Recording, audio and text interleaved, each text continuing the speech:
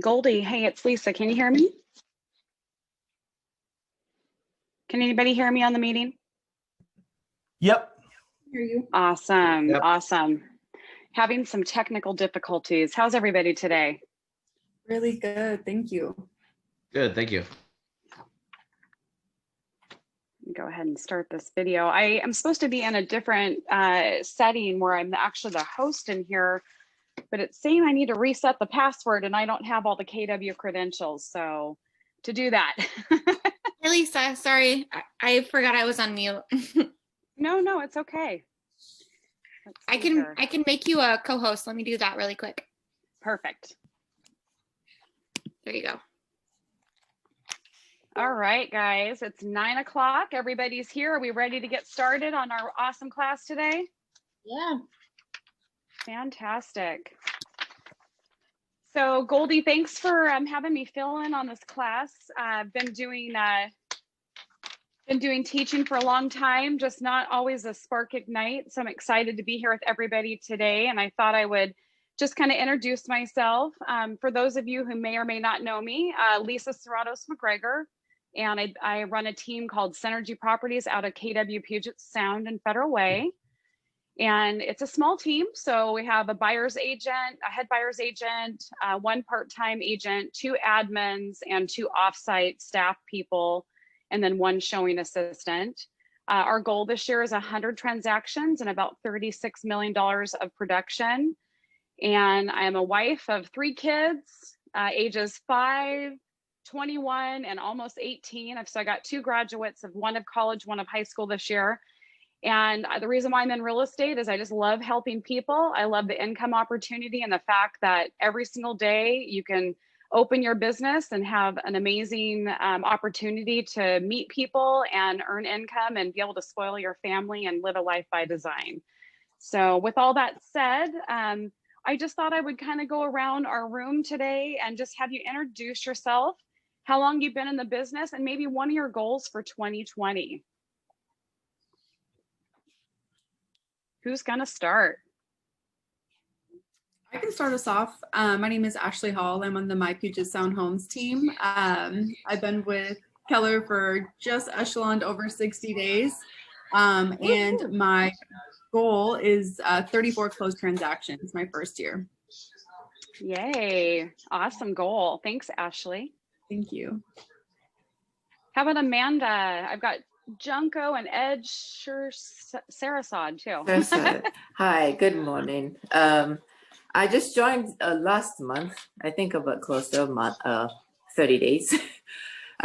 Basically, I'm team with my husband and also the other person called the James Johnson. Very small, three of us.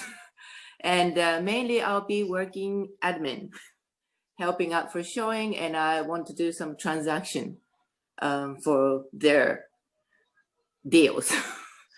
Wonderful. Welcome to our family. You're gonna love it here. Welcome, welcome. Thank you. Go ahead, Amanda. Why don't you go on next? Oh, hi, I'm Amanda. I've been with Keller for about 2 months now. I'm on the integrity home selling team at KW Puget Sound. And my goal for the year is just create better relationships and also close 17 transactions for the year. Love it, love it, love it. Josh Glandon, you're up. How's it going? Awesome. I've been with Keller Williams for a couple months now. And yeah, my goal is I just want to knock out 12 transactions. Basic. I love it. We're going to make it happen, you guys. Emily, how about you? And then Lexi next. Hi, I'm on the Kent team, or office, I should say. I'm still in the onboarding process as Keller Williams, but I was a realtor over in Minnesota for about 7 years. And I haven't done my goals with Brian, my coach, but I would say 20 houses closed would be a good goal. Emily, are you with Brian Manawis? Brian Pham. Brian Pham, awesome. Yes. Well, welcome as well. Hi, I'm Lexi. I've been with Keller Williams. We've been here since about September. I'm with the Rosie Work team. I've been an agent, or I've had my license for about over a year now, and my goal for the year is 24 closings. Fantastic. How about Alec, then Heather, and then Kevin? Hi, I'm Alec. I'm on the My Puget Sound Homes team along with Ashley Hall. I've been in real estate for just over a year now. I started as an ISA, and then I think late October is when I got my license. So I'm still learning a lot. And my goal is to have 20 transactions this year. Awesome, Alec. You're on the right team for sure. Go ahead, Heather, take it away. So I'm Heather, and I am with Keller Williams Puget Sound. I'm a solo agent. I just started about 2 months ago, and I am super shooting for the stars this year with my goal of 34 transactions. Whoop, whoop. I love it. Esther, go ahead and take over. I'm Esther. I started in March, and my goal is 22 transactions. Awesome. Kevin, I didn't mean to switch you, but it looks like our participants are moving around. So I'm just kind of going page to page. So you're up, and then, oh, it switched again. So we'll go Kevin, then Laura, then Ashley. Or wait, oops, we already got her. She's off camera. Yeah, I'm Kevin here with the My Puget Sound Homes team, Federal Way. I've been with Keller Williams in real estate in general since July, or late June, I guess. And my goal this year is for 23 transactions. Yay, I love this group. Laura, go ahead. Whoop, can't hear you. Unmute.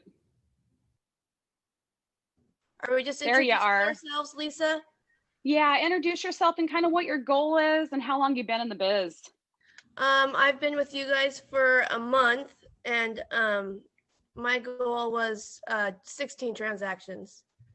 Awesome, Laura. Yeah. Thank you. My mentor's like, you need to up that up to 24 transactions, but I'm like, I'm starting slow. Come on now. Hey, you know what? When it becomes April and you're like already busting out the seams, then that's when I always like to relook one more time to make sure I'm on target for that year. And if you need to stretch it, then let's stretch it. Thank you, Lisa. Okay. Yeah, you bet. I'm looking forward to teaching you guys today. Okay, next up. Let's see here. Well, Goldie, we have Goldie. Goldie, you know what? You are in the room, so you can tell us what your goal is this year for the admin side of things. And then we'll do, it looks like Kylan, I think would be after. And if I missed anybody else, please speak up because the room kind of moves around a little bit. Okay, can you hear me? Yes, we can. So my name is Goldie. I have been with Keller Williams since February 2017. I started at the Kent office when it first opened. I am in the Market Center Coordinator role now. So I do all of the training coordination and the marketing prep for both offices. My goal for this year for the admin side of things is to really plan out this specific role, get all the systems up, and kind of really evaluate this role and how I can make it more efficient for everyone else. Awesome. And thanks for being my person handling the screens today too. Who am I missing, you guys? Because I definitely don't want to leave anybody out. Whoever's being missed, please speak up and introduce yourself. I'll jump in. Amanda. Oh, there we go. Linda. Oh, go ahead. Oh, that's so funny. It shows up as Linda's. I'm using my sister's computer. I just got to Phoenix last night, so I'm enjoying some sunshine. We're not going to call you Linda today. Introduce the correct name and maybe switch it on your screen if you don't mind. Good call. Yeah, because I'm just like, I'm using her computer, so obviously it's different. I'm Susan. I got licensed the end of October with Keller Williams Puget Sound. However, I happen to live in Everett, so I just really connected with the people very well in this office. So, so that's why I'm so far away. My goal is 25 this year. Well, I'll let you know too, Susan, you have an advantage. Make sure people in our offices know where you live because we have so many showings up that way. I just got a text this morning, in fact. Yeah. Yes. You actually can probably rake up some good referrals out of our own office to show and take buyers over some showing specialist type stuff too. So good deal. Nice to meet you. Keep on going, guys. Who else do we have on our list? My name's Kylan, and I've been with Keller Williams Puget Sound since November. Hi, Kylan. What's your goal this year? And are you solo or team? I'm on a team with Pacific Northwest 365, and my goal is 16 transactions. Fantastic. Lofty goals, you guys. Is there anybody else we missed on introductions? All right. Well, what we're going to do, you guys, just for the class, I have my phone on do not disturb, and I've tried my best to guard my door. I have a backdrop here, but I have a thing on my door. I've got 4 people who are on virtual meetings with their schools right now. So I'm going to try to keep it as quiet as I can to help teach you guys today. But if you can, any distractions that you have around your area, just mute them out or just kind of get down in your bunker so we can learn today. One of our focuses is going to be on obviously the database. So we're going to be talking a lot about that today. We're going to break out in some lead gen. We're going to do a little bit of role playing.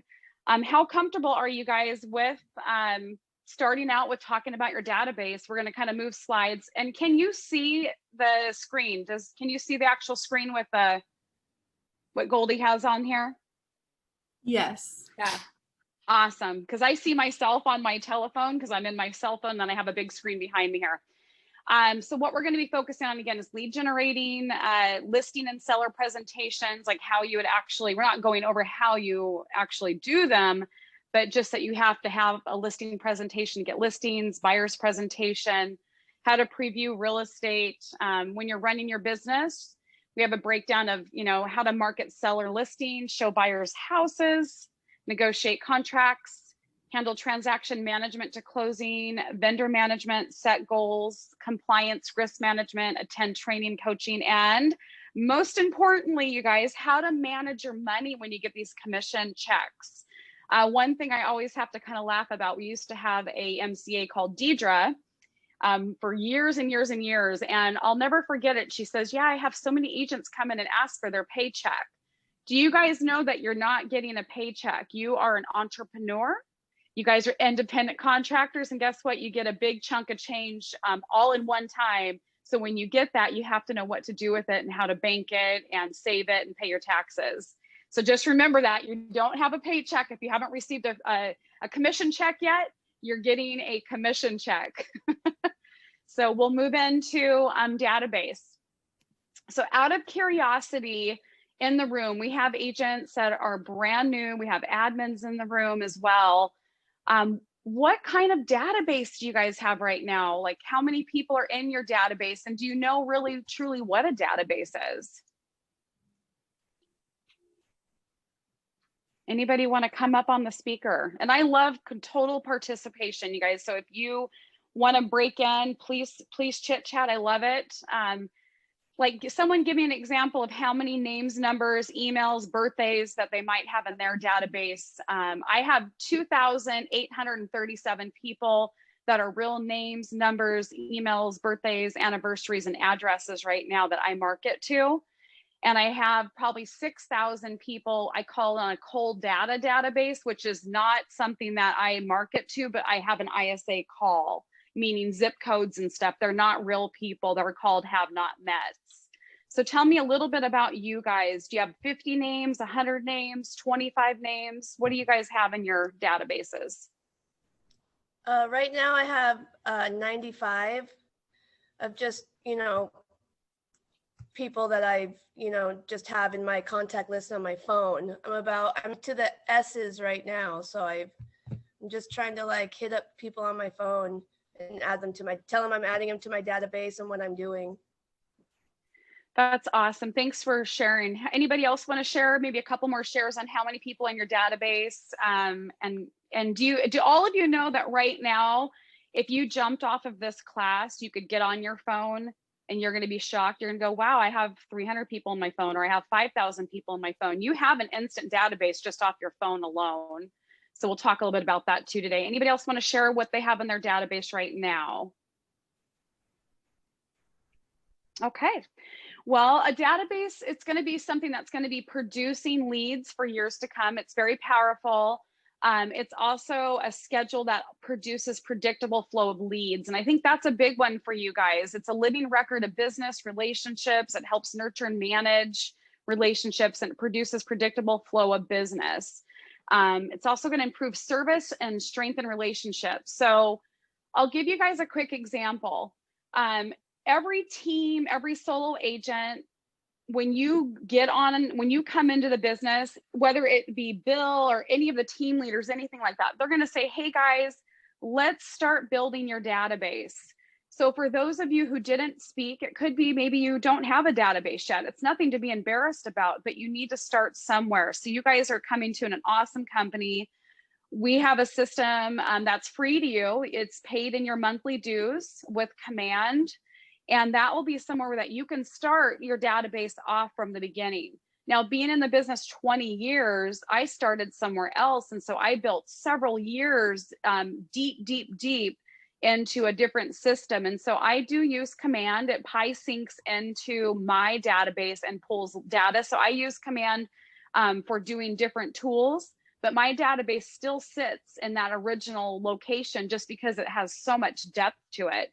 So for you guys starting out, and like Yanko, you being an admin, you're able to really get your agents off to a good start by starting it in one section and then building it from there. Who else right now, and again, you guys can go on the chat bar, you can speak up.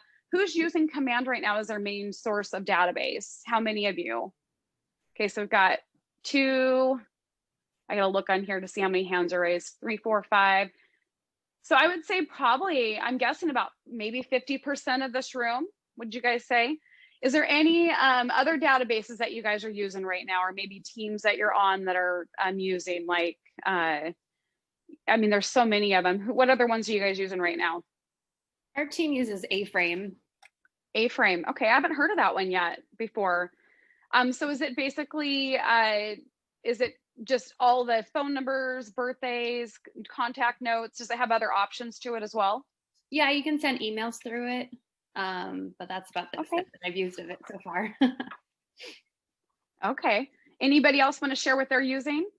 Yeah, Lisa, here on our team at My Puget Sound Homes, we use Boomtown, which is awesome. I mean, it's like a database CRM on steroids, which is, we're pretty fortunate here to have such a great CRM system. Yes, and I agree with that. Boomtown is huge, you guys. I mean, it's a very spendy database and it does a lot. So that's something typically if you're on a team that can afford it, it's about $5,000 a month to run that system because it's a lead system as well. And you have to have someone manage it. So you're very fortunate. I'm excited that you have that program to be able to utilize. Not everybody gets that. There's a Ben Kenny one. I mean, there's a ton of different databases. So moving forward, you guys, even if it's a Excel spreadsheet, you know, anything like that, you need to have somewhere. If you're going to take a note today, you need to decide today where you're going to store your database. And again, you have a free tool with KW Command. So that, in my opinion, would be the best place to go moving forward if you didn't want to pay for anything additional. So tell us, you guys, what is a database? What's the purpose of it?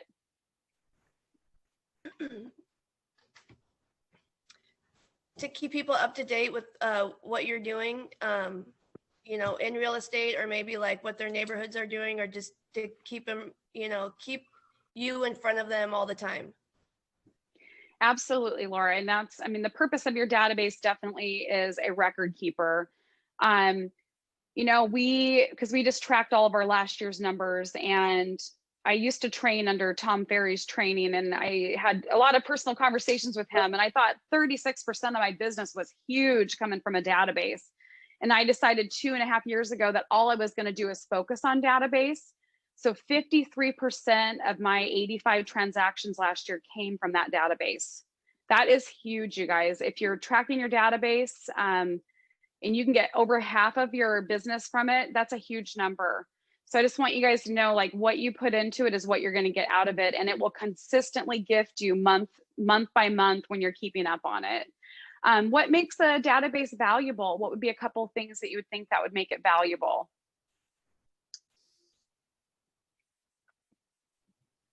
Relationship. Go ahead, Kylan. Nurturing relationships that you've built with people and expanding upon them to be able to be comfortable when it's time for them to start looking or selling.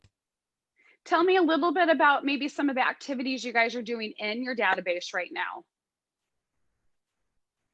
When you're calling or nurturing, like Kylan, you bringing that up. I mean, give us just a general, you know, what would be a check-in that you would be doing?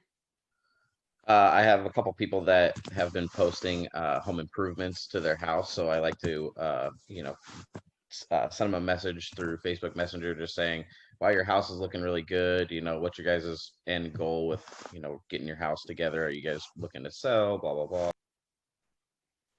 Yep, and that would be a really good one. I mean, again, it's kind of like you're a stalker on Facebook, but you got to have fun with it. I mean, who doesn't stalk your clients on Facebook, or who hasn't had a broken heart, you know, when you've seen your client go list their home with somebody else, or, you know, they're asking questions and you're like, I'm the one you should be calling and asking.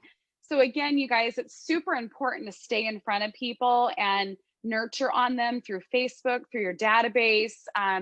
We actually do a fun birthday video. We do calls into people for their anniversaries. So again, there's so many different touches you can do. And what other industries use databases for prospecting and marketing? Who would you think? What's the biggest one you guys can think of every day? Who has a huge data bank? If you could own the biggest data bank in the world, who do you think owns it right now? Facebook, what would be one of the companies? The IRS. Right? Yeah. Hey, that is a big data bank, but I would definitely say Facebook and Google. I mean, they are doing a lot of AI. They're watching everything we do. They're watching behaviors, and their database would be just priceless. That's why there's so many people wanting to tap into it. What makes target marketing effective? And do you guys know what target marketing is? All right. Anybody know what target marketing is? Yeah, target marketing is, so pretty much if I wanted to launch an ad for, let's say, males between 25 and 35 in Puyallup and Tacoma who like the color blue, I could design an ad and make those specifications, especially like I've done it before through command, make those specifications all the way down to like what their likes are, what they look for on the internet, everything. And it'll specify it all the way down to those individual people. Yes, yep, exactly. So that's definitely, I don't know why my video went off. That is a target market. So there's a lot of restrictions now to the target marketing. But what we like to do too is, again, sponsored ads, like you said, with age groups, demographics of where maybe a listing is that we have. Maybe we have a buyer wanting to be on Lake Taps or something. So just getting in those neighborhoods to get our listings and our requests in front of those audiences. So it can be really helpful. All right. 3 levels of millionaire database. The first one, you guys, and if you can read it, can you go ahead, Ashley, and read number 1 through 4 on essential? Yeah. Number 1 is name, contact info, past business and past contact record, and at will communication. Okay, and how about Josh on number 2, effective? Obtain permission, collect personal information, insights, and preferences. Segment group based on 1 to 6, and purposeful and consistent communication. Awesome. And let's see, how about Kevin? Finish us on automated custom communication built around triggers.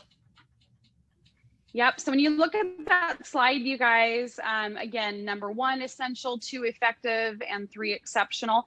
They've really changed our Ignite courses quite a bit with a lot of the different slides and stuff, because again, that's the thing I love about KW is they're really always emerging with what's happening right now. We've changed so many things on like contacts and stuff as well. But what stood out to you guys on any of that? Anything that was maybe like an aha for you at all on the 3 levels? I'd say number 8, purposeful and constant communication, because it can get lost really quick. I mean, a couple days go by and your client might not have heard from you, and it's important to set yourself reminders to just call them, even to say hi. If there's like right now I got somebody the appraisal just got approved. Now there's just a long period of time where it's in underwriting, we're just kind of waiting, but I'm just calling her to say, hey, hi, how's it going, and just give her a little bit of update. So just keeping them in the loop. I like that, Kevin. And I think the big thing, you guys, when you are in contract and you're in between that time, the one thing you can kind of start setting yourself up for is, getting reviews. So, making sure that purposeful conversation is, hey, do you need a cleaner for in the new home? Let me go over the final week of closing. We're going to do a final walkthrough. When we go do that walkthrough, we want to make sure you're satisfied with the condition of the property. Do you need a moving truck? We want to get stuff ordered. So there's a lot of in-between conversations when you're in transaction mode. And then if you're on a team or you have a TC or something, they'll also be doing like email updates and things like that. Even if you're solo and just pay like, Kevin in our office, or there's Moncord. There's a ton of different TC companies that are out there that will also help keep, data in front of them and keep them entertained with what's happening next. So, but I 100% agree. I love number 8. All right, moving on to our next. Why use a database? The first one is obviously we want to avoid the today trap. We want a predictable return on investment. So I'll give you an example. I use a company called Send Out Cards. And one really big thing is when we're in transaction, our goal is to get their birthdays, their kids' birthdays, their pet names, and their wedding anniversary. And so predictable ROI is super easy for me, because with Send Out Cards, I only pay as the card goes out. So, and there's tons of different card companies, but every client that's in an A or a B rank, because I rank my database A through D, A being VIPs, out of that almost 3,000 people, I have only 50 VIP clients that I would actually do marketing at that level. B's are going to be people who bought from us. They know us by name. They're going to use us again, but they're great fans of us, but they're not raving fans like the A's. And then C's could have met, maybe we had an event we met them at. We know who they are, but they may or may not do business with us. And D's are have not met. So when I market into my A's and B's, they're getting birthday cards. My A rankers are getting like a brownie, a balloon, a box, or a balloon pops out when they open it. And I could spend on every birthday, depending on who it is, anywhere from $5 to $17 per head. So if you take 50, and if they're a couple and there's 2, there's 100 names if they have kids, and I make that part of my investment into that database. And I'll tell you what, it's super cool, because on Facebook, they'll tag you on their birthday and go, oh my gosh, my realtor, she remembered our birthday. And then not only are they getting that, they're getting a bomb video from our client services, which you can do yourself if you're solo, or just a normal video, just singing happy birthday to them. So again, that's predictable ROI on your database, is doing something that's going to move that needle forward. Any questions on that? All right. So there's 2 types of business today, which everybody wants, and tomorrow. Without a database, your business is only built for today. And what I see a lot of times, you guys, because I've looked at success of like huge teams in the past and ones that have just went completely, they're gone. It's because they did not invest in their database. They spent huge thousands of dollars a month on advertising, got tons of leads, sold them houses, and then never did anything with them. There was a big name in real estate that no longer is in our state anymore. And I would guess that he sold probably 500 homes a year and did not hold a database. Now he's in a different state doing something else. But I always thought about that. Gosh, I should just be an orphan adoption of all of the clients that that individual had and his team, because they're not here producing business anymore. You can look up past sales of, retired agents that got out of the business and tried to take over some of their past sales. Those are called orphans. Why use a database? Let's see here. We'll move on to the next, Goldie. Take a look at all those. You want to take advantage of a predictable ROI. For every dollar that you invest in your database, it activates activities, and you'll expect at least $14 a person. Consider it possible to get much more and repeat with referral business. So do you guys think like you have to spend a little bit of money and time to make money? Even if you don't have a lot to invest, it's going to be more time. I'm going to call it more like sweat equity. What are some of the tools that you guys could do right now to keep your investment around like $14 a year? Like what kind of activities could you do to keep the prices low on maintaining it? I think taking advantage of some of like the more like free ways, I guess, to drum up leads and opportunities. Like I know our team, we call on expireds, we call on canceled listings, utilizing your own personal social media, you know, kind of if you're on a team, sharing what your team's doing. If you have any listings, doing virtual open houses, asking people that have listings, you know, if you can do kind of a virtual open house for them, for your buyers, things like that. Those are just some of the creative ways that our team has just done additional ways of drumming up business. Anybody else have some other ideas to have kind of lower expense maintenance on a database? What's the thing that we're all on right now if you're not like logged in your computer? What's the cheapest thing that you could do? Zoom. Yes, right. I was gonna say, pick up your phone, you guys. That's the cheapest thing that you could do. Whatever your cell phone is, it's already a business write-off anyhow. But phone calls, texts, Facebook Messenger would be another one. And I think NAR states that people move every 10 years. If they are focusing on people doing business today, they are focusing on 10% of the business that can be done. With 10 years between transactions, agents who don't leverage systems stay top of mind and end up experiencing their clients with different agents. So 20 years in the business, you guys, I am honestly at 46 years old, I am selling my clients' kids now, you know, I mean, when they were young and I'm selling these 20 somethings homes, that's a huge, you know, impression that from day one, I mean, I can tell you the first client I had, you know, and if you told me to get out of your face and we don't want to talk anymore, then fine, I'll take you off my database. But, you know, most of the time people love it. They really love that you call them and check in on them and give them items of value or talk to them about rates to refinance their home improvement, like Kevin said. I mean, there's so many different ideas that you could call them for. So when we're looking at why using a database, when you're predicting that, you know, that ROI, that return on investment, the three most important considerations are, go ahead and read one. Laura, do you want to read number one for me on that slide? Sure. The cheapest acquisition strategy to work with existing customers and people who know and like you. Like, how about Ashley on the lowest, number two? The lowest conversion cost when properly built and maintained. A database will actually end up producing its own leads in the form of repeat clients and referrals, and will also have the lowest conversion cost. Esther, are you there? Could you read number three? It pays for itself. A database makes it easier to do consistent follow-up, and when you're good at consistent follow-up, the resulting leads will end up paying for themselves.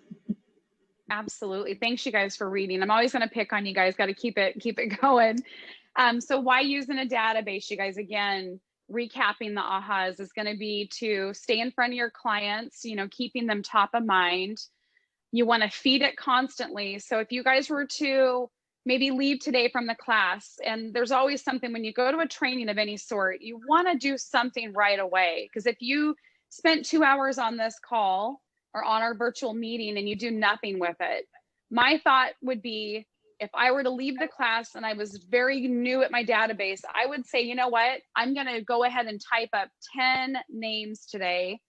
I'm going to pull, you know, the favorite people that I do, you know, my hair with, or go out and do the dry cleaning. I'm going to get their name, number.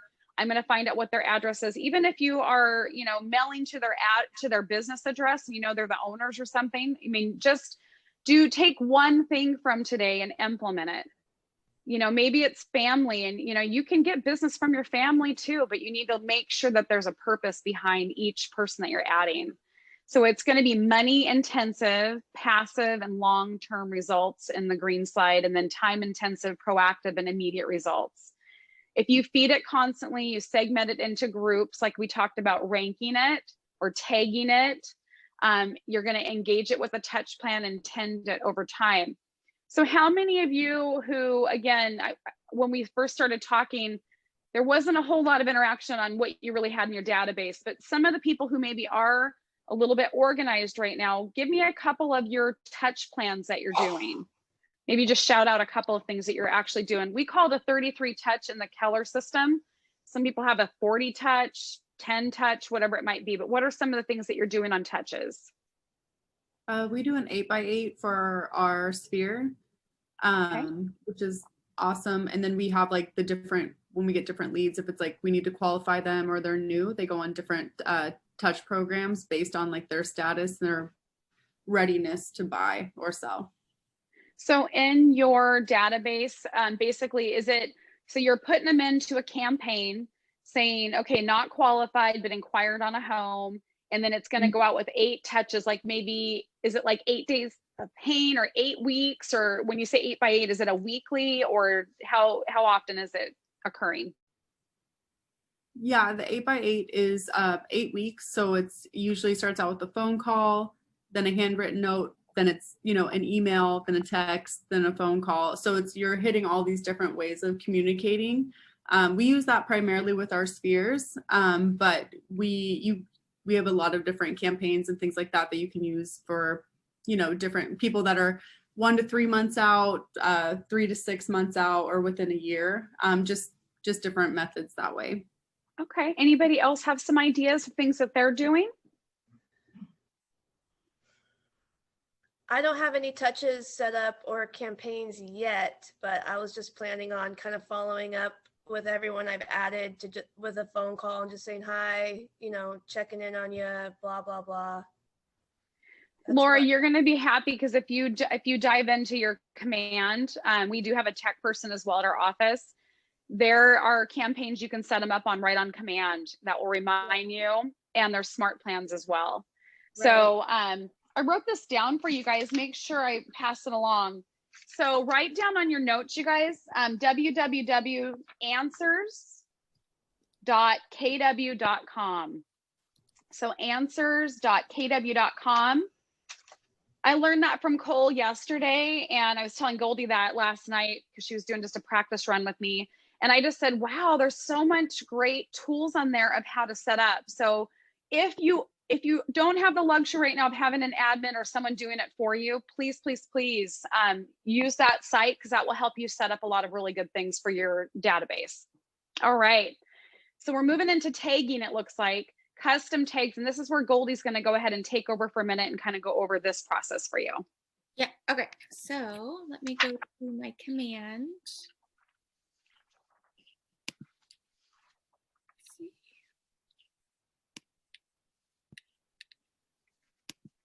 Okay, can you guys see my command screen? Yes. Okay, so what we're gonna do is go over. We might find our name in there, right? Right. So once you're logged into your command, go over to where it says your name, click the little down arrow. And we're gonna go over to settings.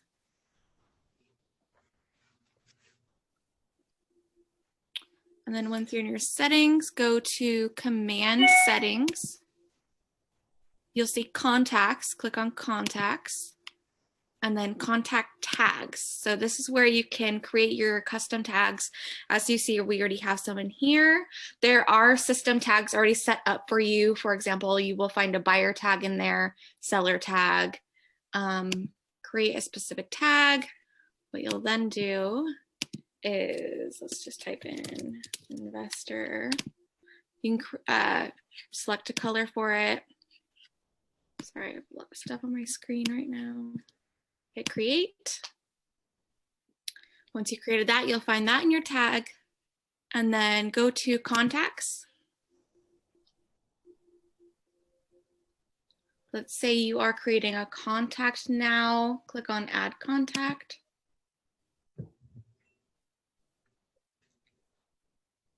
Type in their information, and down here where it says tags, you can now search for that tag. And there it is, investor. And then hit So create. Goldie, when if you're an agent, just kind of explaining to them like on the tagging system. So you guys might have like a call schedule of who you want to call and that. Yeah. So maybe on Monday Monday you want to call investors. So tell them a little bit about what the importance of the tagging is too.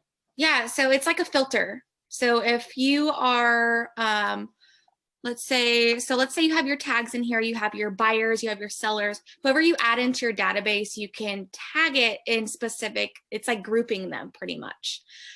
So if one day you want to call all your investors. So basically, once you have those people in here and you have tagged them investor, go to your contacts, this little filter button right here. If you click on this, right here where it says tags, you can type in that specific tag. Let me just type in.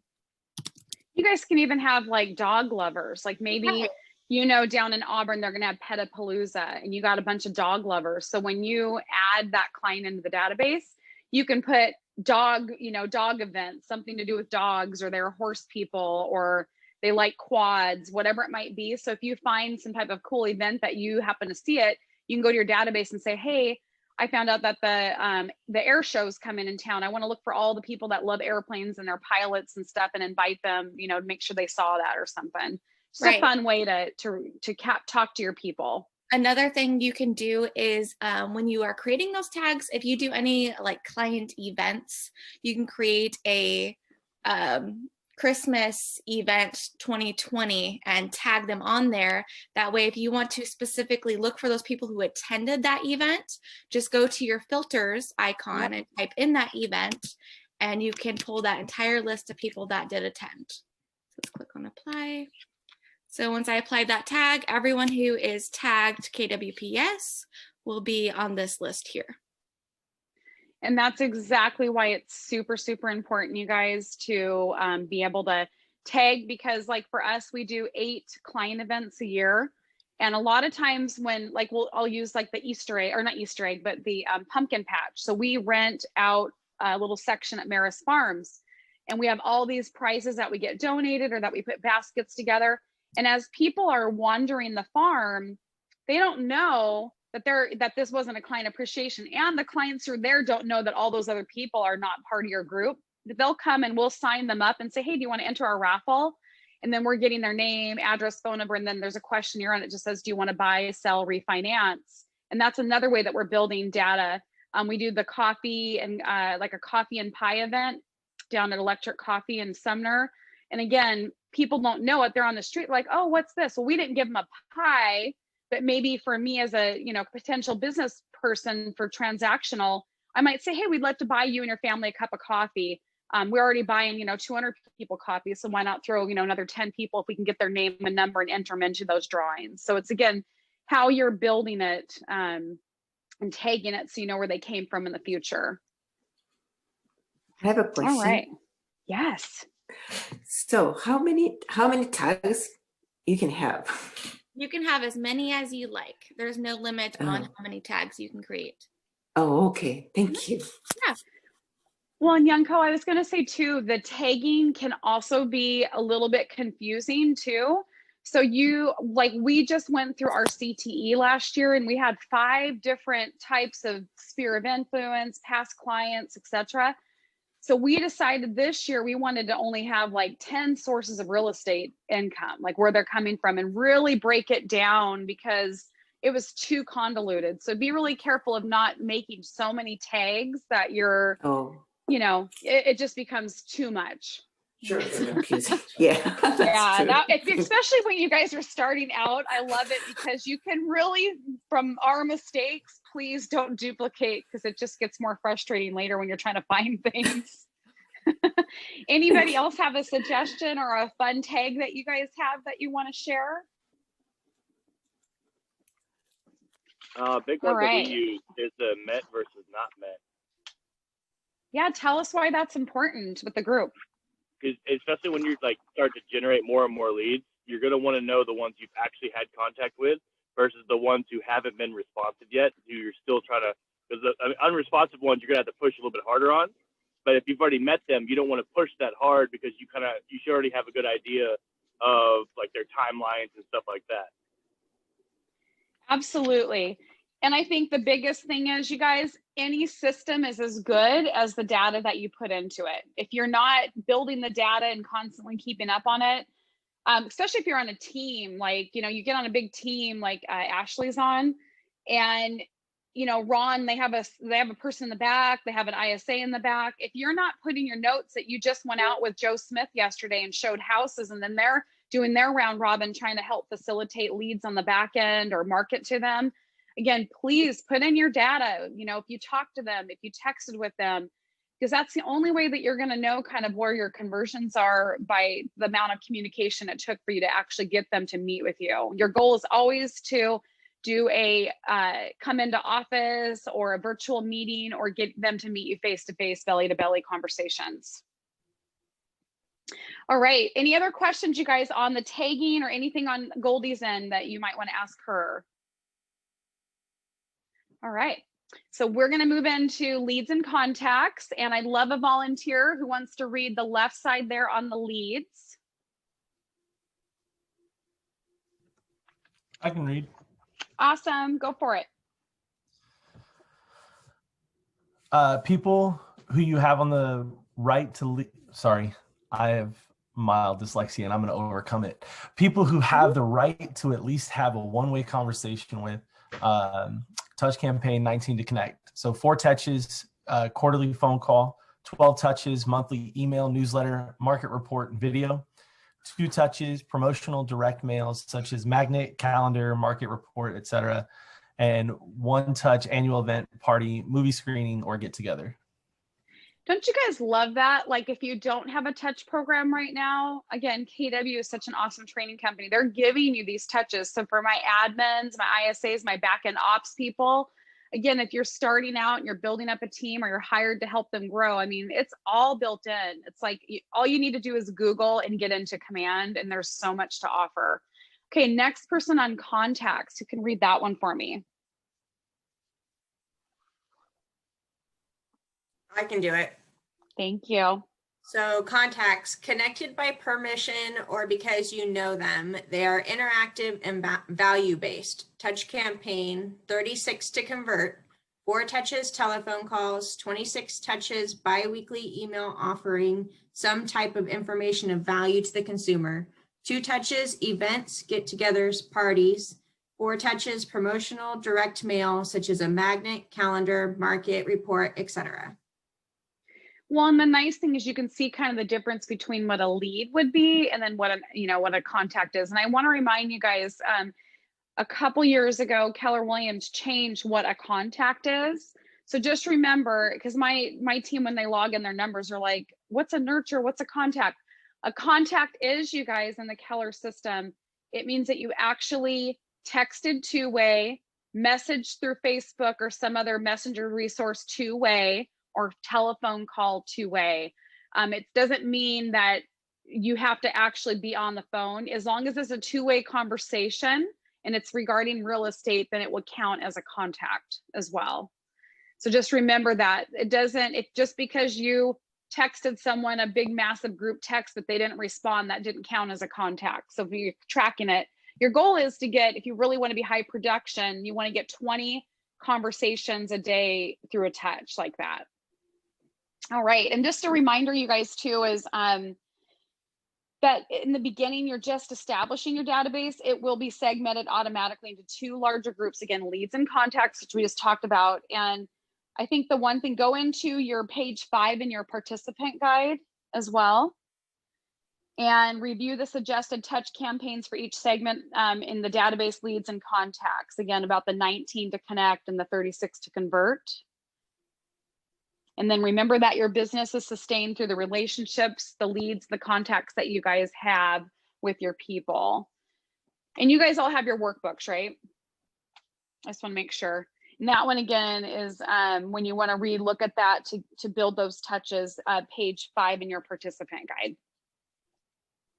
All right, so there's 2 ways to tend your database by, again, building culture around testimonials and reviews.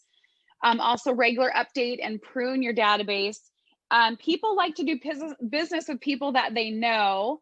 And, you know, there's something that if you guys follow me on Facebook and stuff, every single, I would say 14 days, I put a message out there that says some type of a problem that someone had while they were out in the field. And I always will hashtag it. It matters who you hire, you guys. So don't forget, you are a valuable resource to your transaction. Every single thing that you guys do and offer in that transaction is meaningful for them. Like you really watching out for their back, you keeping an eye on all the paperwork, you making sure you're timely to things, you're checking time frames. There's a lot of, it matters who you hire. And I think the more that you can let people know that you're not just a salesperson, it's not like you're walking onto a car lot and you're just someone out there. I mean, this is a very personal transaction with the biggest investment they're going to make. So having someone in their court that cares about them and that they're helping feed your family and take care of you, you know, that's a big deal. But a lot of times people don't know any better. So you really need to explain that, let people get to know you, be human with them and have fun, have good conversations with them. You want to build a culture with your testimonials. So how many of you right now are going after reviews? Some of you may not have sold a home yet, but do you know how important that is? Give me a couple. Do you tell people to go to a certain site, you guys, to look at reviews? Or if you're on a team, or you're saying, hey, go to my team site and take a look at all these reviews? Yeah, I have already a custom setup email for people who are kind of skeptical, or they think they might have a friend who's also a realtor and they might not use us. That has our link to our Zillow reviews and testimonials and all those kind of things. So I have a preset email that I can just send to them that's already kind of tailored to showing all the reviews and everything. Well, and I want you guys to really learn how to branch out on your reviews too. Don't only use Zillow as your only platform. I think if you looked up Lisa Serratos McGregor on Zillow, there's probably 160 reviews. That's hard to get, you guys. The one thing I do tell clients about Zillow is the fact that they are proven reviews. They actually check the cross sell, they check the address, email, the IDX that comes in when you're, or ISP when you're doing your email. They only allow 1 review per client as well. So it is a good platform because it's very well looked at by the consumers, but also start building up on your Facebook pages, build up on your team pages, build up on Google, build up on realtor.com. You guys are all realtors with Keller Williams. So please platform it into different areas. And you can also let your clients know that, hey, if you go ahead and do a review here, can you copy and paste it and put it here, here, and here? And if you go on to synergyproperties.info and you click, it's Synergy Properties /reviews, it has like 6 different places like Yelp, Facebook, Zillow. It gives the client the option. And we say, hey, if you copy paste them to all of those review sites, we'll send you a gift card to Starbucks. So again, find a way that will motivate them, or a letter like you just said, and put something of value in there saying, hey, I know, you're busy with your move and everything. I'd love it if you can just spend a couple of minutes, copy paste your review into these sites. And by the way, I wanted to give you something of value for doing that with your time. And that could be giving them a gift card of some sort, for their time. Who else has some ideas of ways to get reviews and any other feedback on why they're so important? Actually, I just have a question. As a brand new agent, can we get reviews without having actually had a transaction yet? Or is there another way that we could frame it? Or is that stretching it too much? Love that, Susan. So if you actually go onto Zillow, it will say, did they show you a property? Did they rent a property? Are they a business partner? There are different categories on Zillow that you can get reviews, and you're always welcome to get reviews like on your Facebook, because someone can write a review just because, and it could be based off of maybe something else that you've offered, or maybe you helped them, with get to some vendors to help them get their home ready for sale. just say, hey, I'm just trying to start off. I don't have a lot of transactions yet. Would love just something, just sharing that I'm a good, reputable person that you would want to do business with. But some of them you will not be able to do because it's house specific. Hopefully that helps answer that question for you. Mhm. Any other questions on reviews, you guys, or testimonials and why you need them?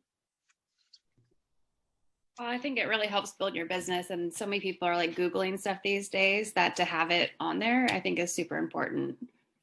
You're right, Amanda. I mean, so important, especially. And the cool thing is, you guys, if you don't have reviews quite yet, you can also, again, remember you are in an office with 360 agents, you know, plus or minus. You can use the Keller Williams website for now if you needed to, like their Facebook page, worst case scenario. Now, you would not want your clients to put the review for you on there later. I mean, they could add it as a secondary, but your goal is to build them on your personal stuff. And then, but you could use the KW for right now if you had to. If you go to KW Puget Sound, you know, on their Facebook page, they do have reviews in there because people don't know where else to put them. And so you will see that. But your goal, again, is to build your own links around your name or your company or team's name. But it is highly important. People they stalk you guys on Facebook and, you know, online just to see who you are. I mean, a lot of times I'll go to a listing appointment. We always give them like a pre-listing package, and we'll say, hey, before we come out and meet, we give them a pre-meeting sheet, and it has a thing that says, please check us out. Here are 10 questions to ask an agent when they come to interview, and that could be on buyers or sellers. But we love it when people actually do their homework and they said, hey, we noticed that you do this, or we noticed that you did that. It makes it feel really good that they actually checked you out before meeting as well. So AHA's to achievement is our next one. Amanda, can you read those for me? How has your thinking changed? What ideas or mindsets were new? Don't we go through all of them? Yeah, let's do it. What do you feel differently about? What was meaningful to you today? How will your behaviors be different going forward? What actions will you take going forward? And what tools, models, or systems will you definitely use? How will you make you accountable? Or how will they make you accountable?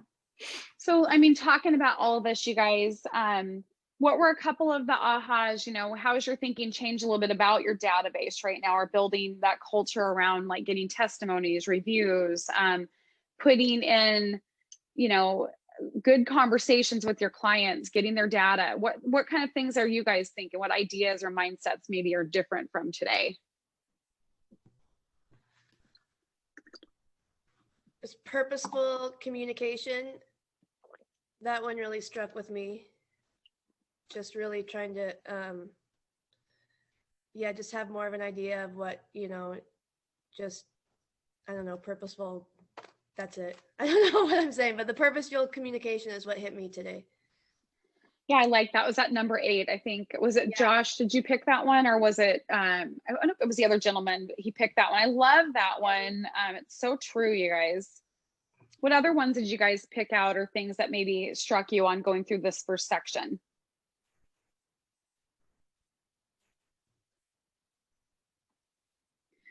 I had never thought about the difference between contacts and leads, and that's kind of an interesting way to think about it, and something that I'll use going forward. So Kylan, go a little bit more on that. Go a little bit deeper. I guess I just viewed contacts as contacts, and you know, I would just go forward from there. Whereas just seeing the difference, you know, written down between what you actually classify as a contact or a lead makes sense, and just something that I would use going forward. Yeah, and I was going to say the other thing too, do you guys all know what like a nurture is too? Because like on our CTE, it says, you know, how many nurtures do you have? And when you look at the end of the year and you've got an agent who put a zillion nurtures, do you guys know what a nurture is? Like if you are in contact with your database, what a nurture would be? Wouldn't that be somebody that's in either maybe the 1 to 3 months, 3 to 6 months, you know, a year, or? So it would be, hey, Susan, it's Lisa, we're at Synergy. I'm just checking in on you. And I just wanted to, you know, see how things are going. I noticed on Facebook that you're starting to get your home all cleaned up and everything. And I just wanted to find out, you know, are you thinking of maybe selling, or are you just doing some great improvements to enjoy while you're living there?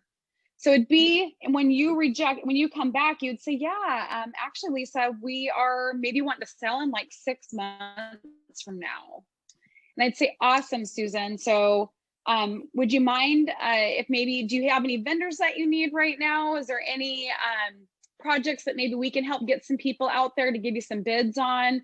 And then, by the way, you know, in the future, when you are looking to sell, would you consider using us and our team, you know, to maybe help represent you in the future? Can we keep in touch and maybe get you some information? So if she said yes, then that would be a nurture. It means Susan doesn't want to do business today, but she wants to do something in the future. And I think the key thing is, you guys, with that is they're not today. Remember, there's today and then the future. If your return on investment is super good, then the first thing you would do is do something for Susan now to say, hey, I'd love to help you. Like for me, I'm spoiled. I get to send her out my vendor book. So I have a vendor book and I have a vendor link on my site that gives her all of my valuable vendors. I could say, hey, Susan, would it be helpful to you? What projects do you want to do? And can I send you my vendor book or my vendor link to all of my people that do the painting, the cleaning, the landscaping, etc. And get in the door with her. Because again, you guys, people want someone who's willing to help. I mean, I just got a Granite Falls listing and I don't even want to be in Granite Falls, but I was like, it's a big price property. It's an hour and a half drive, but I'll go up and do the listing appointment, you know? And the lady said she had 3 interviews. And I said, when she hired us the other day, I said, Julie, can I ask you a question? And she said, yeah. I said, what was the reason why, knowing that you had people closer to your area as well, of why you chose to hire our team? Just out of curiosity, what made the difference? And she said, Lisa, because you and your team came with a bunch of solutions, and all the 2 other agents, all they wanted me to do is call their people. You came and said you would take care of things for me. You would call, you would get bids going. You would send someone out for 3 or 4 hours to meet with vendors. Just hi. So I want you guys to know that every day when you talk to people, don't overpromise if you can't deliver it. But if you know you can deliver those expectations and you know you can be that person, it makes a difference sometimes. And that's a $700,000 listing for driving an hour and a half, you know, on a cold, windy day. And we made the difference by spending 2 hours, and we let her cry and let her be human with us, because she had just lost her dad and she had just lost her husband, all in the matter of 3 months of time. So again, be the change, you guys. Be different about having, again, those meaningful conversations. Anything else, you guys, on ahas, just from the basics here that we've learned?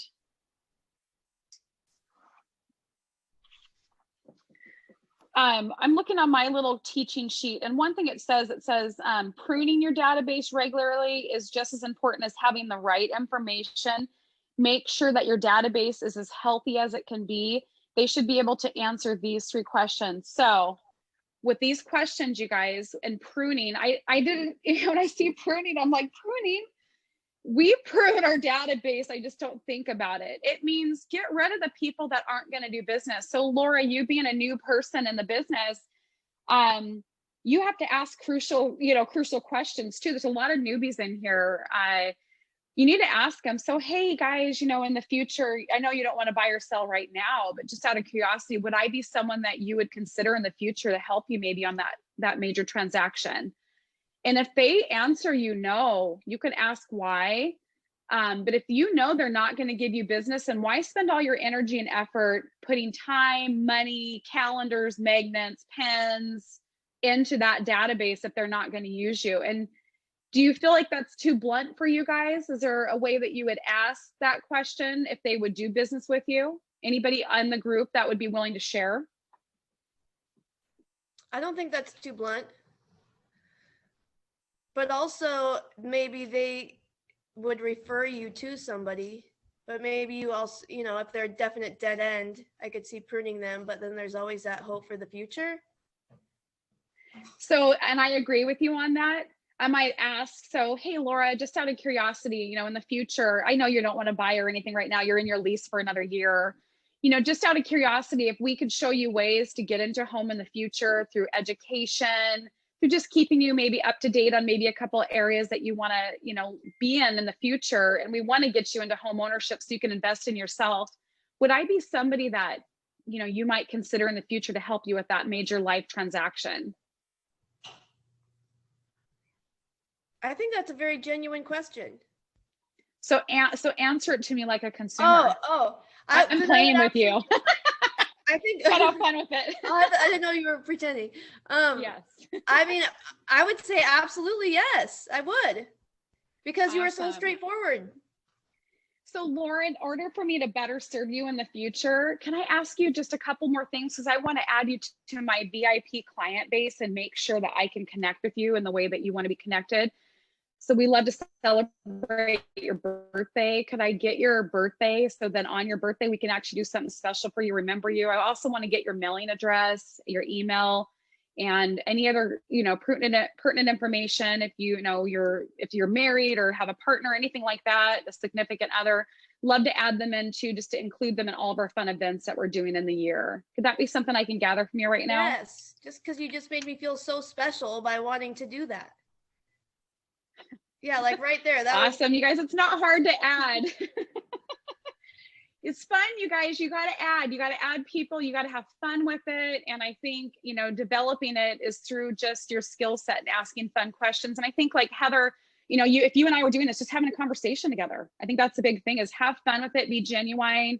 You most of the time aren't going to have face-to-face.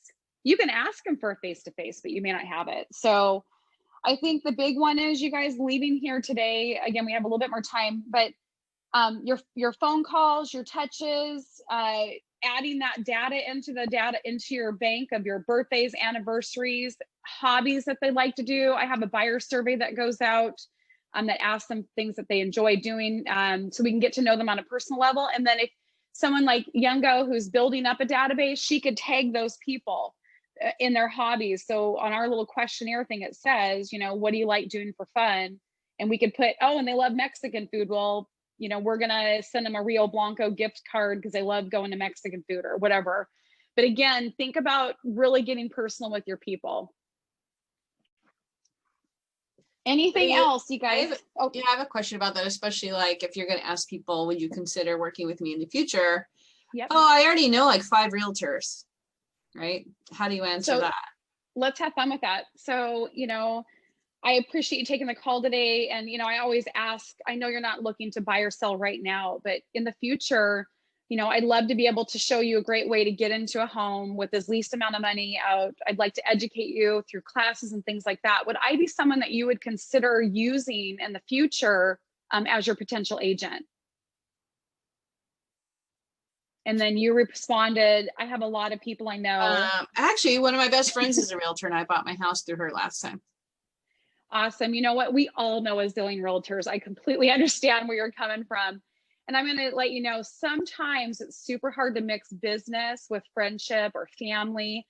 If you did consider in the future, and this was something that you really wanted to do, would you just give me a chance to interview me? And then I would even be more than happy to send over a referral to your best friend, just so you guys don't get dirt in the water with your friendship. Because again, you don't want to mix that up and then have something put your relationship at a hardship doing business together. And she would still get something, or he would still get something from us as a gift for doing no work at all. Yeah. Well, that's interesting. Okay. You can give a referral out. We have a lot of family members that will come through. You know, we had actually, you know, you guys, again, I'm building my database every day. I just bought a new truck for my husband. I was at the dealership of the Sumner Ford, and I was in the F&I, and the guy's like, yeah, you know, I've been looking for a home for like 6 months with my agent. I'm like, oh, wow, where are you looking? Oh, I'm looking around Lake Tapps, Swanee Lake, and I want blah, blah, blah. Wow, you haven't found a home yet? I'm sorry, what's going on? I said, are you really picky? And I was just joking around with him. And he said, well, my best friend's representing me, and he lives way out in Redmond. I just don't think that he's really taking it seriously. And I said, I'm sorry to hear that. And I said, well, you know, you're looking for something really specific. I said, you know, you could have him do some circle prospecting and, you know, call around some sellers and stuff around the lake and blah, blah, blah. And I said, if you ever want your agent to call me or ask any questions, here's my card. Guess who I got a call from yesterday? That F&I manager. He's a $1.5 million purchaser. You never know who you're going to talk to. I didn't say anything bad about his other agent. I didn't throw him under the bus or anything. I just said, hey, if you ever need a second opinion, you know, or it's not working out, you know, here's my card. So you just never know, you guys. You just need to put yourself out there and again, bring service, bring value. All right, anything else, you guys? I think we're going to move on to the next. Goldie, are you there? There we go. Yep. Sorry. All right, guys. So SPARK goals to set your career. So let me go into that little section. Let's see here. So we want to add 10 contacts, which I'm glad that that's in here because that was kind of my number for today. How many of you could actually do 10 contacts so that you can add into your data bank? Could that be something achievable that everybody on the meeting could do? Raise a hand. Can we do that today? Could you guys work on getting 10 conversations today? It is still earlier in the morning. We're at just a little bit after 10. Could you make 10 contacts through Facebook Messenger, through text or phone calls? Yeah. What about 10 handwritten notes? And what would you put in those handwritten notes? Anybody want to share something that they do in their handwrittens? I always write, you know, I appreciate you. You know, so just tell us what it sounds like. What? Go ahead and share with us what that will sound like. What is it going to sound like on paper? I mean, yeah, I just get to the point, simple like that. Hey, just thinking of you, checking up on you. Just, you know, I appreciate, you know, everything you've done for me. Let's keep in contact, or let's get together soon over coffee. Laura. Awesome. And what kind of response are you getting from that? Well, I haven't really done those yet. I just ordered a bunch of thank you cards and stuff, but at least with my phone calls or even just texts or any kind of communication with people, everyone's just elated. They love it. So you're getting a good response. And you know what, you guys, I'm sorry, I'm trying to get back onto the thing here. Just cut me off. Sorry, hold on here. I don't know where y'all went, but hopefully you can see me still. Can you guys see me still? On and off. Okay, Yep. so I don't know Yeah. why, but I'm gonna hit, oh, here we go. Yay, I'm back. Okay, so the handwritten notes, it could be anything. It could be, hey, Joe, it's Lisa, you know, Happy New Year. I just wanted to just check in with you guys. I saw that you guys, you know, were able to spend some quality time with your family over the holidays. You know, I loved your little Christmas video you guys did or whatever. It could be anything. Again, if you're really learning those people and let's say you have an intention, you have 10 people that you know that maybe want to do something, just jump on their Facebook page and see what they've been up to. And then you can relate it to that because they're going to go, wow, I can't believe it. I didn't realize that she followed me. I'll be in a store sometime and I have like 4,000 something people. Hey, Lisa, I saw that your daughter got accepted to there. She's a pilot and blah, blah, blah. I'm like, oh, who is this? You know? So again, you know, learn your people and really follow them and engage with them. It's huge. Don't just put like on something. If you comment more, you'll have a better return on investment as well if you are using Facebook as a major tool. Anybody else want to vouch for that? Okay. I do want to say something about that. I've been reaching out and to develop relationships with lenders and title company people and all of that, right? And I notice how intentional they are about commenting on my Facebook stuff. Right? Oh my gosh, they are like this. I'm like, right. And I remember them. Well, and you know what, you guys always remember this. It's not about what you did for somebody. It's how you made, you guys know this one, right? Them feel. Yes, right, Amanda? I'll tell you what, you guys, in business, I can only probably remember being 46 years old, maybe 5 exceptional transactions because of how they made me feel with that whole purchase. I'd probably go in and buy $1 million worth of stuff with how they treat you and make you feel and how at home. And one of them would be a Canless experience. I always wanted to go to the Canless restaurant. And I'm not joking with you guys. I mean, talk about if you want a high-end experience just to kind of get that feeling, they offer that. And I will never forget that feeling of just how I felt as a guest at their restaurant. And I haven't went back, but I'll tell you what, I'll never forget that experience. It was a spendy experience. I wanted to do it. It was on my goals to go to that restaurant. And it was exceptional.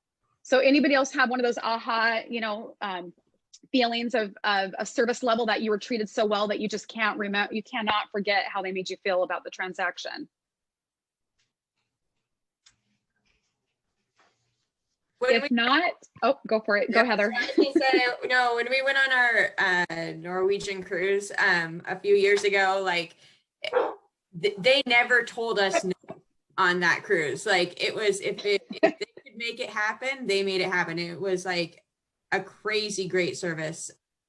And that was one that like we referred people left and right back to that cruise line because it was so. You felt amazing. I mean, and I think that's a big thing, you guys. You guys can be that agent who will have that type of transaction with their client and have something emotional that made them feel special. You know, even when it comes down to the end, when you're gifting, I mean, as soon as they go into contract, we are already preparing their gift because we do special order through Etsy, personalized gifts. So even that is something big too that you guys can kind of add on to your wheelhouse is, you know, making sure that you pick something really special for them in their new home that will stay around. And it doesn't mean last minute I'm trying to come up with a gift and going down to the Albertsons to get a, you know, Home Depot card. Do something meaningful that will stay in their house. Those kind of things go a long way. All right, guys, any other things that you want to chat about on there? Because our next topic is script practice, lead gen, updating contacts and follow-up, and contract practice, which is optional. SPART goals, we're going to be doing the lead generate, uncover your motivations, identify objections, close deals, and speak in terms a customer understands, and building confidence. With customer tonality as well. Remember, you might be brand new, but it's super important that you talk to them in a way that is, you know, that they relate to as well. Like if we said, hey, do you have the PSA? They're going to go, what's PSA? Well, that's for us, purchase and sell agreement. So be super careful with how you're talking with them too. But scripts, why is it important to learn, internalize, and personalize your scripts?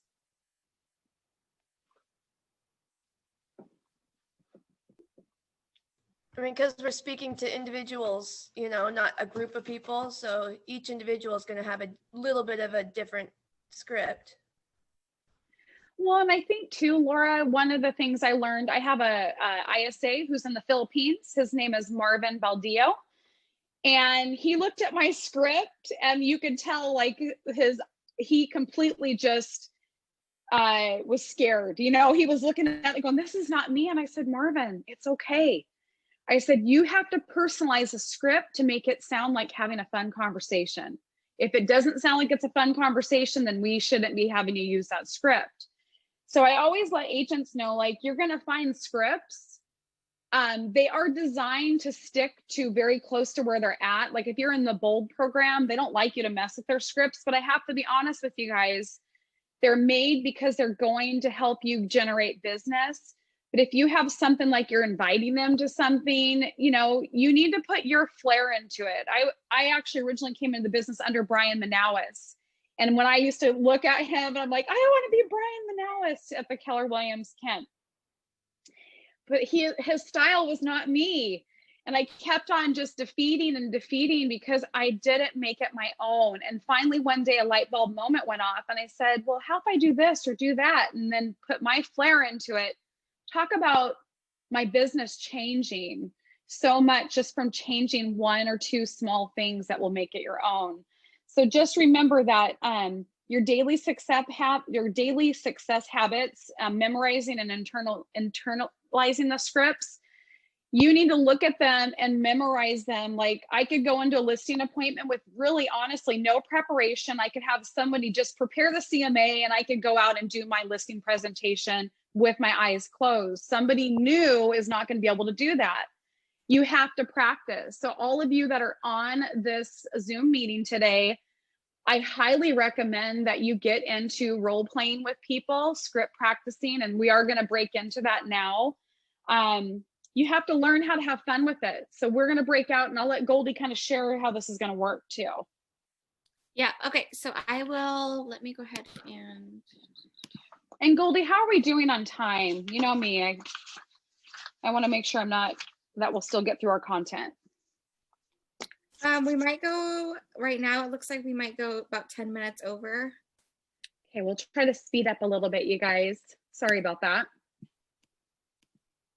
Okay, so I'm gonna break everyone out into, let's say, 2 to 3 people per room. And Lisa, I will pop you into each room as we go. Do you guys all have your scripts and stuff in front of you? In your script book? Yeah.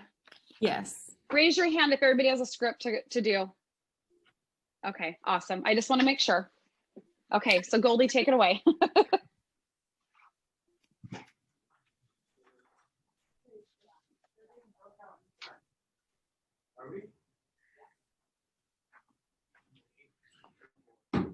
Morning. Hi.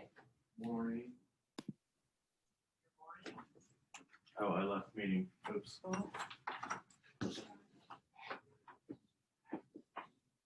Morning.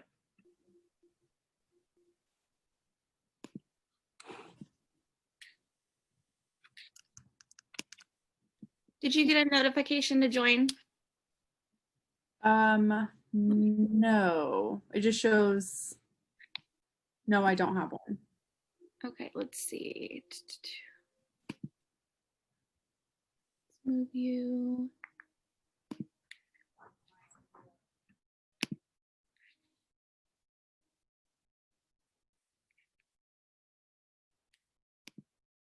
Okay, we're gonna move you to room 5.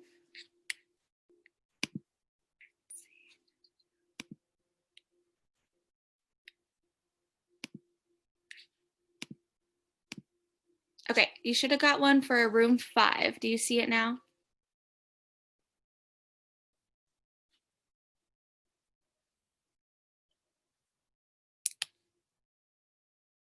Oh, you're muted. Oh, let me see here.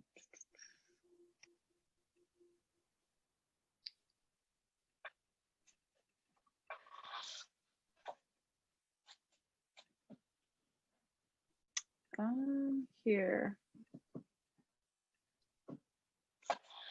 I don't see an invitation on my screen. I closed everything else just in case. Okay, let me move you to.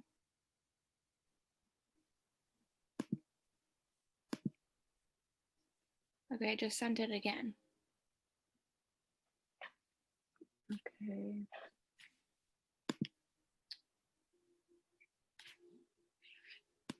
Oh, no, Yeah, I'm not seeing anything. Yeah, you're the only person that's not in a breakout room. Okay, I just moved you, try to put you in a different room. Okay. You see it yet? I don't. It should just be a regular pop-up like our previous days. Okay. Are you on a computer? Yeah, I'm on my laptop. Let me.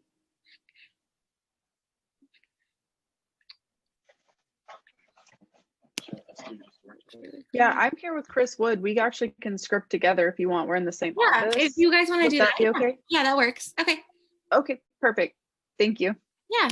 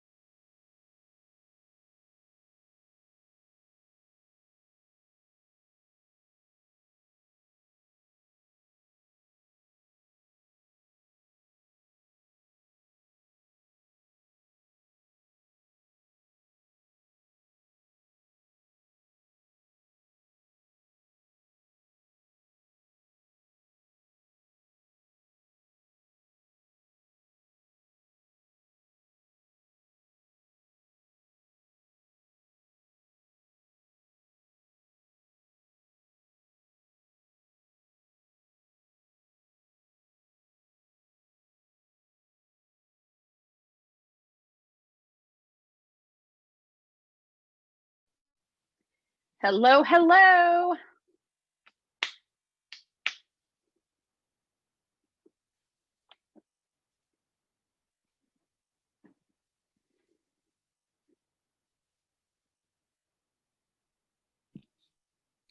Hi, everybody. Are we back? Almost. I think they have about 20 more seconds. All right.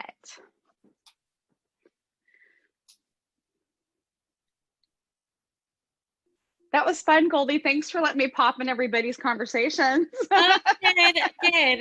I'm happy. I love it. Yeah, you're doing awesome. Thanks for being such a great host for me, helping today. Yeah, of if course. you're on the board, I'll do this whenever you need help, whenever I can fit it in for you. Yay. Awesome. Okay, let's see. Okay, it looks like everyone is back. Yay, you guys. So first of all, everybody give a round of applause for each other. That was awesome. I actually have to put a couple people on the spot. Alec and Kylan, can you guys unmute yourself? Yeah. Yep. You hear me? I'm gonna give Alec, like, I know his script because I was actually in that whole corner next to his office for years at KW. And I just got to really commend him. He definitely had a very professional presence. If I were the consumer on the other end, he asked all the right questions using the LP Mama script. So if you guys don't have that, I highly recommend reaching out to Alec to get a copy of that. It's also, you could just put LP Mama on Google and pull it yourself even. But I wanted to compliment him. I love the fact that I called it, kind of did the Ford sandwich where he did the family organization recreational dream. But I love the point that he got down to asking for the business. He asked for details, and he went into, I didn't get to hear the last part of it, but I'm assuming he asked for the appointment at the end, just by the way that he was heading into this relationship. And I also wanted to compliment Amanda. Out of all of the calls today, loved her upswing. She had really a very friendly presence. Every single one of you guys rock. You all have different qualities in your calls. Some are more nurturing, others are more direct. I'm a high D, if you guys can know what that is on the disc. So I'm always about getting to the bottom line as quickly as I can, and it doesn't always come across friendly sometimes. So I have to use it as a gift and a detriment. I appreciate the people who you can tell don't really want to learn, or not learn, but not used to doing scripts, just putting themselves out there. So just commend all of you guys for doing this. And you can tell like who needs to start practicing and who needs to just have an accountability partner. So that's going to be a big one too, to is really take this group today and hook up with somebody in here to connect with after the classes for sure. Does everybody know the do not call list? Could I have Emily, do you mind reading it and what it is on the screen? So under federal law, sellers and telemarketers, including real estate agents, are prohibited from calling customers listed on the Federal Trade Commission's do not call registry. So subscribe to the registry, update your call list regularly, know the state and federal laws, check before you call, and honor customers' requests. Absolutely, you guys. And there are rules and exceptions regarding the do not call registry located in the beginning of the Ignite script book. You can subscribe to the registry yourself. The registry is hosted on a dedicated website. The market center that you belong to should subscribe to the registry and provide you with a login credential. Note that it is that violation and it is a law to not make those telemarketing calls without access to the registry. So you got to really think heavily about that when you are making calls. I always say check before you call. Before making any call, check to see if all consumers are, is on the registry. If consumer is on the registry, do not call. The big thing, guys, if you have friends, family, people that you're building through your Facebook network and stuff like that, a little bit different. But if you're actually doing cold calls, that's where you have to be really careful at. I had a weird thing yesterday. I mean, again, 20 years. I had a lady call me yesterday on my University Place listing. They were out walking and she asked some very specific questions and she asked for the price and just some general stuff. And so I had a great conversation, I thought, over the phone. And I said, well, would you like me to go ahead and email you this listing? She said, sure. And I said, so the number you're calling from, 253-288 or whatever it was. She goes, oh, I don't really use that one. I'm going to get rid of it. I said, okay. I said, but you're calling me from it today. And she gave me her email and I forwarded the listing. I got this strange email last night from them stating that I'm going to get put in jail and don't contact them and stuff like that. I was like, okay, like they called me. So that right there, I didn't violate anything. They called me. I could track that phone call. They gave me their address off Alameda and University Place.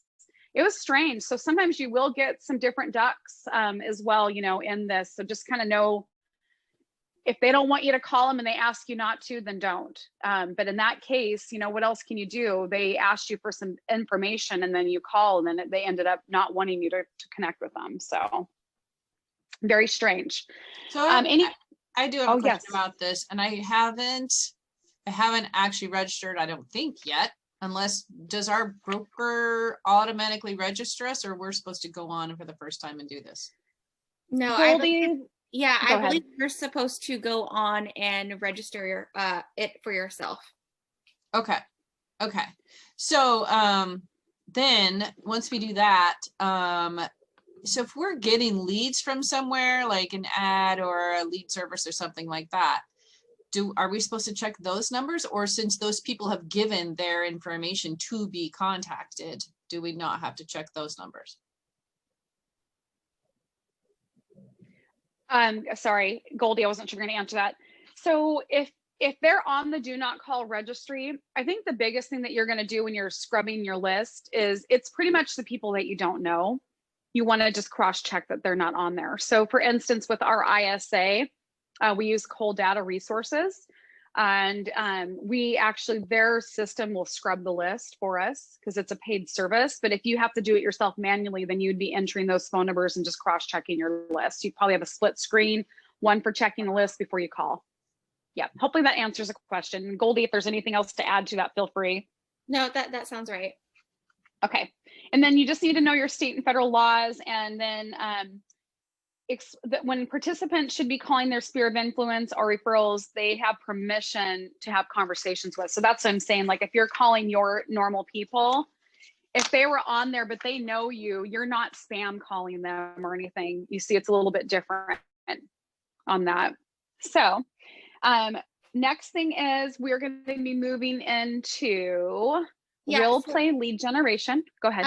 This says 45 minutes. The time of the class is supposed to end at 11. We have a couple more things to go through. How much time do you want to spend on this? So you guys, would it be beneficial?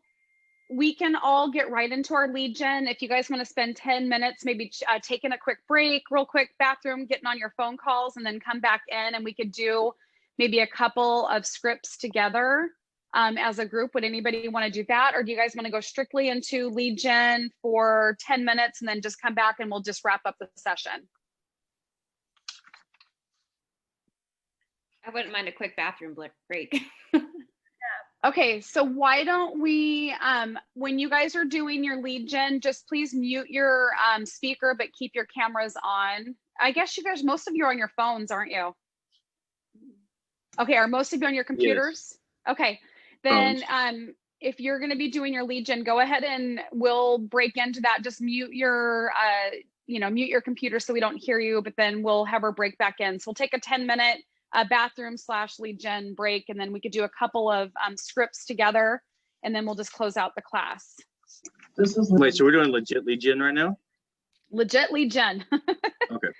So if you need to make some follow-up calls on some of your clients, let's do that. And then again, just a real quick bathroom break and then come on back and make a few calls. And then we'll come back at, let's say at 10:52, 10:53. So 10 minutes. We good? Okay.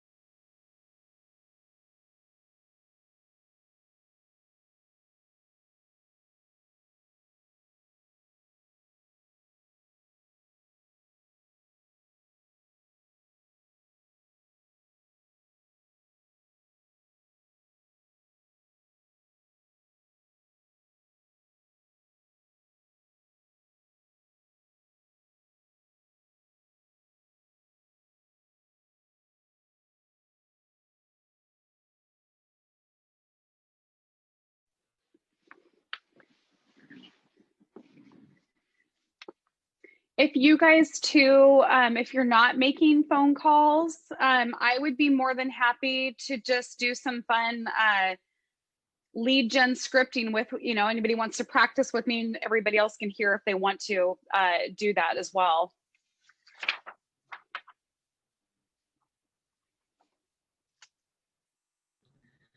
So Lisa, when we're practicing these scripts, I mean, are we just, since I'm, so new at it, should I just read through it? Almost like start kind of memorizing it first before adding? Yeah, that's what I need to do. So it's going to sound totally ingenuine and fake at first, but I just have to keep doing it, I think.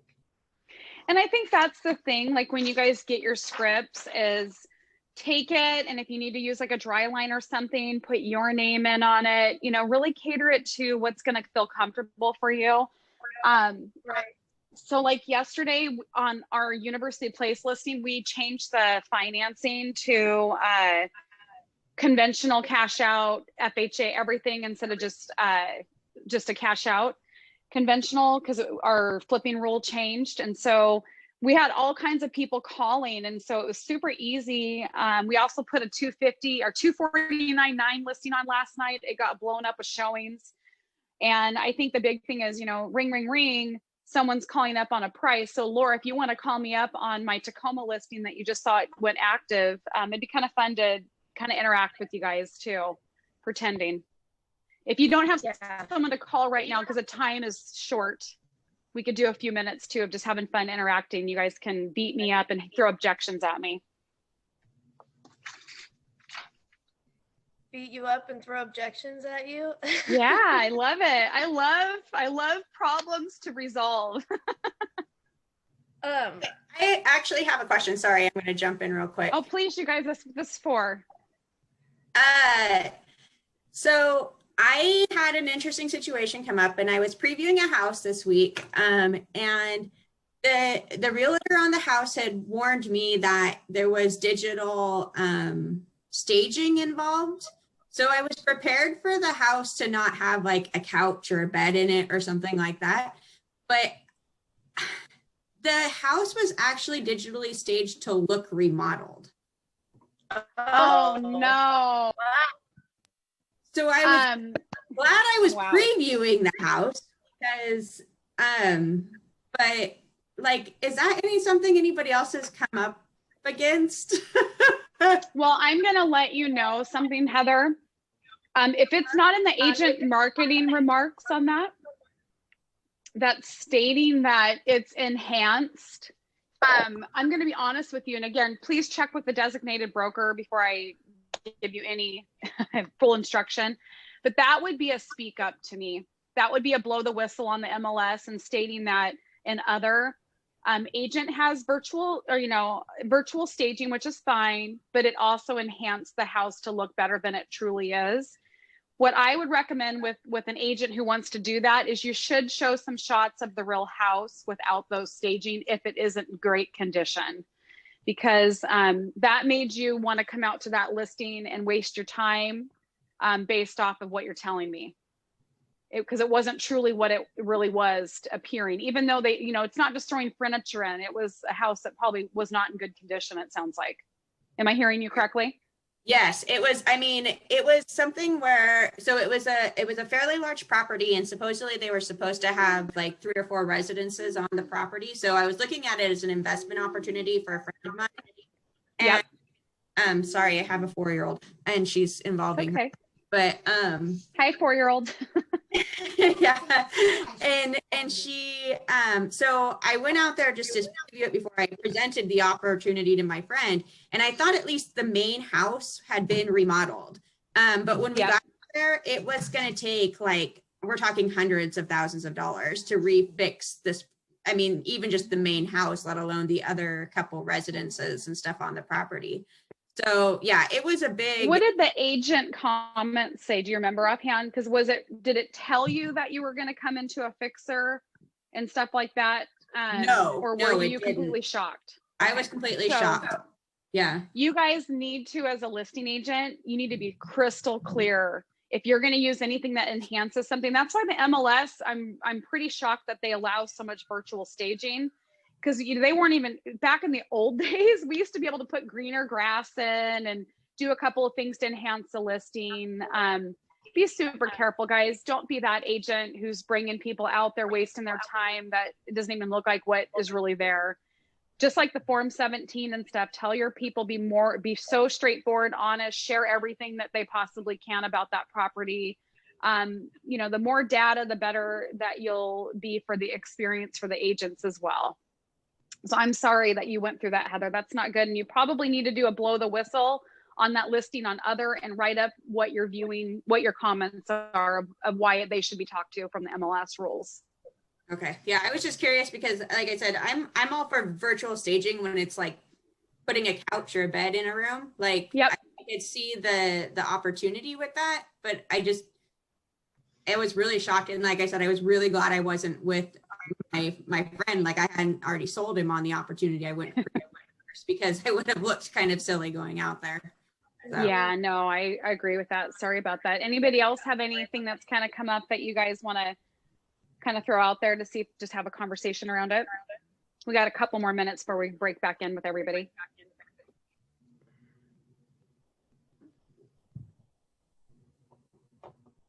I have a quick question. Yes, go, Amanda. I haven't previewed a home yet, but my plan was to do that tomorrow or Saturday to some new construction homes just right around the corner from my house. So are you just going into showing time and setting that up through there? Great question. So I'm glad you brought that up. So when you guys go on to the Northwest MLS, super, super important to be this agent, the agent who does their homework, reads the instructions, and looks at the listing. So when I log on to the MLS and I'm going to be seeking a home out, I first of all click on that full agent detail. So that when you go to all of your options on printing and looking at it, go to agent detail. The first thing you should look at is the agent remarks, number 1. Number 2, supplements to see what they have attached. And then number 3, the showing guidelines. It will say use MLS Keybox, showing time, etc. Don't be the agent who just doesn't look. I mean, even last night, put that listing on, it says it in the agent remarks, it says it on the listing, it's only cash out conventional. I had 3 or 4 people, hey, will you take FHA? Pretty straightforward, the house is a mess. That's why it's listed at $249 in Tacoma. It has a lot of cosmetic issues and we're looking for cash out conventional. So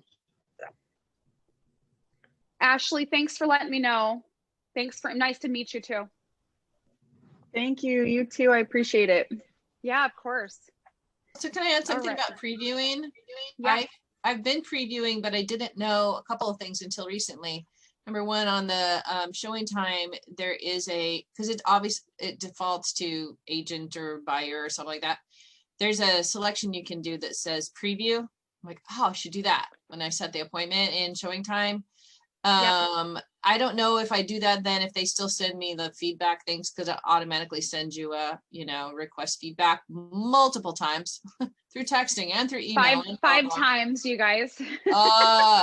And so that's all with your settings, Susan, too. You can set up your showing time to just email you, text you. If you have all of the options checked on your setup, you'll get a zillion more things. So it's how you set up your profile too. And then the second is I just saw, and I don't know if this is in Ignite's toolkit, a preview like check sheet, which I'm like, oh, this would be really cool. And my mentor told me, look for the siding, look for this. And I sort of forget that, but this check sheet actually makes you look for those things versus like, oh, this is cool. How big is this? And this is a nice feet, so it helps. It's going to force me to dig deeper into the questions I should be learning instead of just like, oh, this is a great 3-bedroom house. Look at this kitchen, Yep. And I think that's key, you guys. Like, you are not someone who just professionally opens doors. You're going to go there and you need to be the eyes, the ears, the investigator. Don't analyze every home. If your client's walking in there and their body language is like, get me out of here, then let's not focus on checking gutters, downspouts, broken glass, chipped paint, handles that are shaky, all the appraisal issues like carbon monoxide detectors, smoke detectors, straps on the tank. I have my mental checklist whenever I go out. So if you have that checklist, Susan, please refer to it for the group so they know what page that was on, and just really learn to add into it as well. But please follow the rules on the MLS. Like if I could teach you guys anything today, don't be that agent who doesn't read first and just starts calling the other agent. Yeah, I was gonna say, because like with that house that I went and previewed this last week, the listing agent wanted me to text for the appointment, versus like 3 other ones that I have set up to go see are said to use showing time. Yeah, and showing time's a great tool. I use it personally on all of my listings as well, because number one, it tracks you when you're supposed to be there. It's going to set up a feedback request so I can tell my seller what you thought about it, and then it automatically comes to you. So if you really want to be a good agent, you know, and have that culture of Keller Williams, thanks Susan for sharing that in the checkbox or in the chat box. Be the agent when you're done showing why it's top of mind. Just quickly do the feedback. It's going to be right in there, right 5 minutes after the time that you were supposed to show it.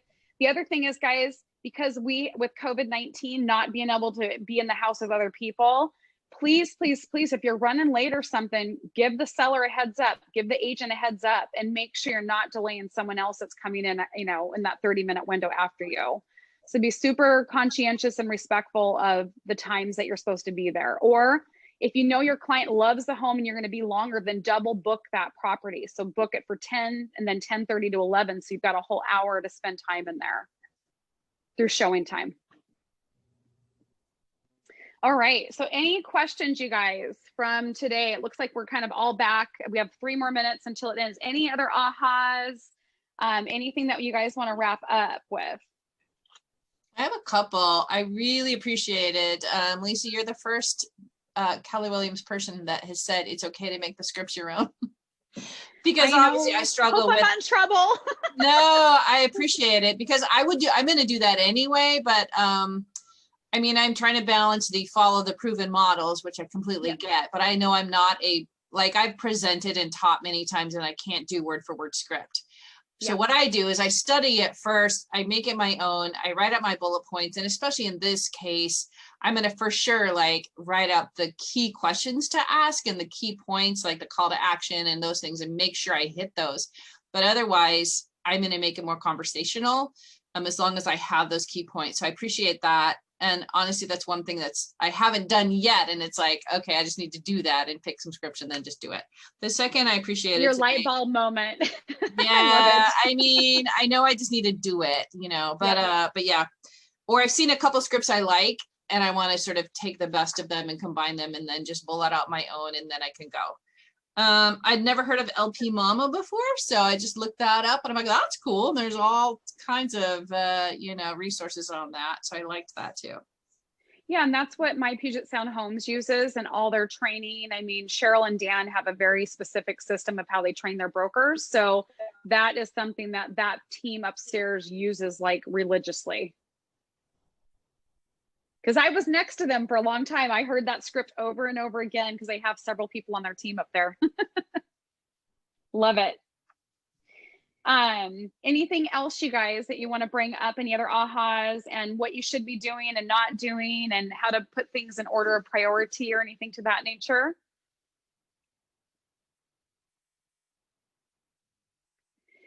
Janko, do you need anything admin wise? Anything that we could help you with before we wrap up too? Is there anything that you needed from us? You're on mute. Okay, at this point, I'm okay, but I think as we go, I probably will have a question that I have to probably take some more classes for admins, I guess. Yeah, I mean, and I think that's a big one, you guys, is I think everybody on the class was in sales. Yanko and one other person maybe was in admin. Oh, okay.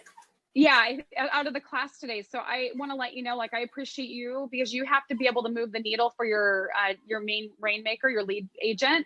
And so you gathering these things in order to teach and train your agents that are going to be on that team to help better their business. I mean, all of these things, again, database is going to be number one. Doing those 10, doing the 10, 10, 10, 10 handwritten, 10 leads put in.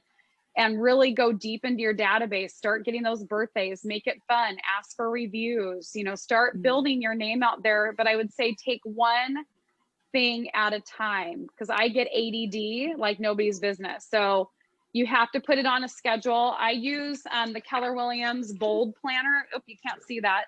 It's super, super specific. I have all my goals and everything built into there. And it has my business plan, everything. So again, each person's going to use something that works for them.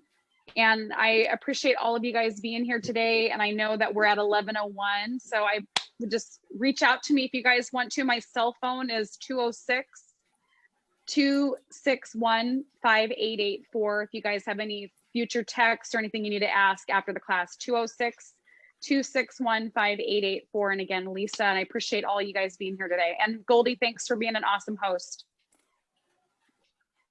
Absolutely. Thanks, Lisa. Thank you, guys. Bye, everybody. Thank you. Adios.